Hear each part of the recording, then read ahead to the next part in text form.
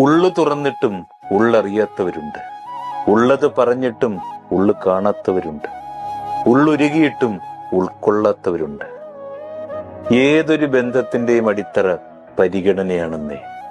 നമ്മളെ സ്നേഹിക്കുന്നിടത്താണ് സ്നേഹിക്കാനും സ്നേഹിക്കപ്പെടുവാനും നമ്മുടെയൊക്കെ മനസ്സ് വെമ്പുന്നത്. സന്തോഷം വരുമ്പോൾ വാക്കു കൊടുക്കുകയും ദുഃഖം വരുമ്പോൾ കൊടുത്ത വാക്കിനെ മറക്കുകയും അരുത്. കാരണം ഒന്നും സ്വന്തമായി ഇല്ലാത്തവർക്ക് ആകെ ഉള്ളത് ചിലരോടുള്ള വിശ്വാസം മാത്രമാണ്.